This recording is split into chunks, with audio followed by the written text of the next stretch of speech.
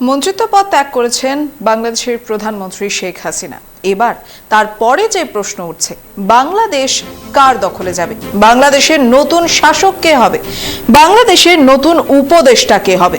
এ ধরনের জল্পনা নিয়ে এই মুহূর্তে আরো এক নতুন মোড় দেখা দিয়েছে বাংলাদেশের পরিস্থিতিতে। তবে বাংলাদেশের নোবেলজয়ী অধ্যাপক ডক্টর মোহাম্মদ ইউনূসকে প্রধান উপদেষ্টা করে অন্তর্বর্তীকালীন সরকার গঠনের রূপরেখা দিয়েছে বৈষম্য বিরোধী ছাত্র আন্দোলন। অর্থাৎ বৈষম্য বিরোধী ছাত্র আন্দোলনকারীরা এবার মোহাম্মদ ইউনূসকে বাংলাদেশের প্রধান উপদেষ্টা হিসেবে চাইছেন, এমনটাই সূত্রমতে জানতে পারা যাচ্ছে। এদিকে মঙ্গলবার ভোর 4টের দিকে সমন্বয় আসিফ মাহমুদের ফেসবুকে দেওয়া এক ভিডিও বার্তায় এই ঘোষণা দেন আন্দোলনের সমন্বয়করা। সমস্তটা আপনাদেরকে শোনাবো, তবে তার আগে ডেস্ক থেকে আমার সহকর্মী সত্যজিৎ পালের সঙ্গে আমরা আরেকবার কথা বলে নেব এই বিষয়ে। আর সত্যদা, যেমনটা জানতে পারা যাচ্ছে, এবার যারা প্রতিবাদকারীরা রয়েছেন বাংলাদেশে, তারা মূলত মোহাম্মদ ইউনূসকে এবার উপদেষ্টা হিসেবে চাইছেন। কি মনে হয়, যদি মোহাম্মদ ইউনূস, যদিও তিনিও রাজি হয়েছেন বাংলাদেশের দায়িত্ব নিতে, তো সেই ক্ষেত্রে এবার বাংলাদেশের শাসনের রূপরেখাটা কেমন হতে পারে যদি এই পথেই এগিয়ে যায় বাংলাদেশের শাসন? এটা একদমই অত্যন্ত গুরুত্বপূর্ণ, তার কারণ বাংলাদেশে শাসনে কারা থাকেন তার উপর কিন্তু অনেকটা বাংলাদেশের জনসাধারণের পরিস্থিতি বলো বা ভারতবর্ষের যে সম্পর্ক, সেটাও কিন্তু অনেকটা নির্ভর করে। ফলে বাংলাদেশের পরবর্তী শাসক কী হবে এটা কিন্তু অত্যন্ত গুরুত্বপূর্ণ। তার কারণ গতকাল সেনাপ্রধানের তরফ থেকে যে সাংবাদিক সম্মেলন করা হয়েছিল যে 48 ঘন্টার মধ্যে অন্তর্বর্তীকালীন সরকার গঠন হবে, এবং তারপরে দেখো বিভিন্ন মহল থেকে কিন্তু একটা দাবি উঠে আসছে নোবেলজয়ী অধ্যাপক মোহাম্মদ ইউনূসকে দেশের পরবর্তী যে উপদেষ্টা করার কিন্তু একটা দাবি উঠেছে। কিন্তু এখানে অত্যন্ত গুরুত্বপূর্ণ যেটা দেখো যে বাংলাদেশে এই যে অভ্যুত্থান হলো, এই যে তোমার ছাত্র আন্দোলন থেকে শুরু করে গতকাল আমরা যে অভ্যুত্থান দেখলাম, এটা কি শুধুমাত্র বাংলাদেশি জনসাধারণই কিন্তু এর মধ্যে জড়িত, না এর পেছনে বহিঃশক্তির কোনো বা বৈদেশিক শক্তির হাত রয়েছে? এটা কিন্তু অত্যন্ত গুরুত্বপূর্ণ। তার কারণ এই কারণেই বলছি, দেখো ডক্টর ইউনূস যিনি রয়েছেন ইনি কিন্তু আমেরিকাপন্থী, কিন্তু এখানে যে খবরটা আসছে যে জামাত, যারা কিন্তু পাকিস্তানপন্থী, এমনকি তুমি জানো কিছুদিন আগে কিন্তু বাংলাদেশের প্রাক্তন প্রধানমন্ত্রী শেখ হাসিনা তিনি ভারতে এসেছিলেন এবং তিস্তা চুক্তি সহ যে এক বন্দর রয়েছে সেটা নিয়ে কিন্তু প্রধানমন্ত্রী নরেন্দ্র মোদীর সঙ্গে বৈঠক করেন, এবং সেই বন্দর কিন্তু ভারত সরকারের হাতে দেওয়ারই কিন্তু একটা রূপরেখা তৈরি হয়।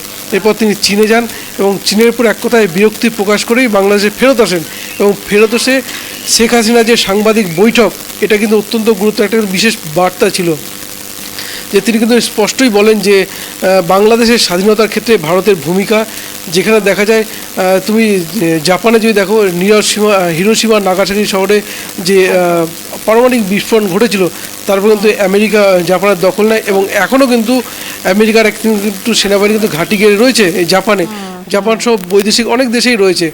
কিন্তু ভারত সরকার কিন্তু ভারতের সেনাবাহিনী কিন্তু বাংলাদেশ স্বাধীন হওয়ার পর স্বাধীন দেশ বাংলাদেশের যদি বলো বঙ্গবন্ধু বলো বা বাংলাদেশ জনগণের হাতে কিন্তু তুলে দিয়েছিল, এবং সেনাবাহিনী কিন্তু ফেরত আসে। এই কথা কিন্তু তুলে ধরেছিলেন শেখ হাসিনা, যে বন্ধু দেশের বার্তা দিয়েছিলেন। ফলে এটা কিন্তু অত্যন্ত গুরুত্বপূর্ণ যে বাংলাদেশে পরবর্তী শাসক কে হবে, কারণ ডক্টর ইউনূস যিনি কিন্তু আমেরিকাপন্থী, তাহলে কি যে বৈদেশিক একটা সমর্থন যেটা চোখে আসছিল যে ছাত্র আন্দোলন থেকে শুরু করে যে অভ্যুত্থান, তাহলে এই বৈদেশিক শক্তি বলো পাকিস্তানপন্থী জামাত, তারা কি মেনে নেবে, বা চায়নাপন্থীরা তারা কি মেনে নেবে, এটা কিন্তু অত্যন্ত গুরুত্বপূর্ণ। কিন্তু ছাত্র আন্দোলন যারা ছিলেন ছাত্রদের তরফ থেকে কিন্তু এই দাবিটা কিন্তু উঠে আসছে ডক্টর ইউনূসকে পরবর্তী উপদেষ্টা করার জন্য। তার কারণ তুমি জানো ডক্টর ইউনূস কিন্তু একসময় নোবেল পেয়েছিলেন। শুধু তাই নয়, যদি বাংলাদেশের পরিস্থিতির দিকে তাকাই, বাংলাদেশ সরকার এই শেখ হাসিনা সরকারের আমলেই কিন্তু একসময় কিন্তু জেলে যেতে হয়েছিল ডক্টর ইউনূসকে। ফলে এটা কিন্তু অত্যন্ত গুরুত্বপূর্ণ যে বাংলাদেশের পরবর্তী শাসক কে হতে চলেছেন। এটা ভারতের ক্ষেত্রেও চিন্তার কিনা সেটা তো পরবর্তী সরকারের সিদ্ধান্তের উপর নির্ভর করবে। তবে সত্যদা, আরেকটা বিষয় দেখো, এই যে তুমি একটু আগে বললে মোহাম্মদ ইউনূস তিনি একজন আমেরিকাপন্থী মানুষ, তো সেই ক্ষেত্রে এই বিষয়টাও তো কিন্তু অনেকটা নজর কাড়া যে বাংলাদেশের বহু ছাত্রছাত্রীরা আমরা দেখি যে তারা কিন্তু বিদেশে গিয়ে সেটেল হয়ে যান, সে পড়াশোনার ক্ষেত্রে হোক বা চাকরির ক্ষেত্রে হোক। তো তিনি যদি এই ধরনের, কারণ আমরা জানি আমেরিকা এক প্রকারের ডেভেলপড কান্ট্রির মধ্যেই পড়ে, তো সেই ক্ষেত্রে এই ধরনের পরিবর্তন কি বাংলাদেশে আসার সম্ভাবনা রয়েছে যদি মোহাম্মদ ইউনূস বাংলাদেশের শাসনের ভার নেন?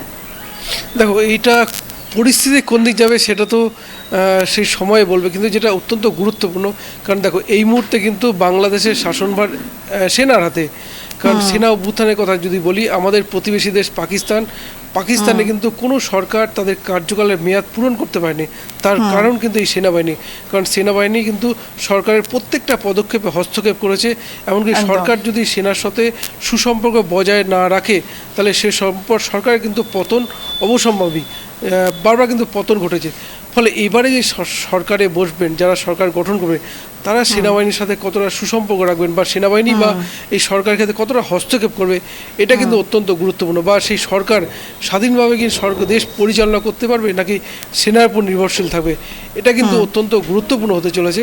কিন্তু দেখো, সেনাবাহিনী তারা কতটা ছেড়ে দেয় সরকারের হাতে, এটা কিন্তু একটা ফ্যাক্টর।